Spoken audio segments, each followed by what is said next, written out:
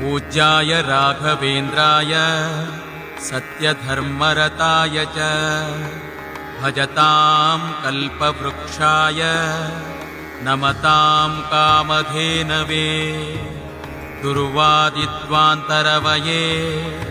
वैष्णवेन्दिवरेन्दवे श्रीराघवेन्द्रगुरवे नमोऽत्यन्तदयालवे श्रीसुधीन्द्राब्धिसम्भूता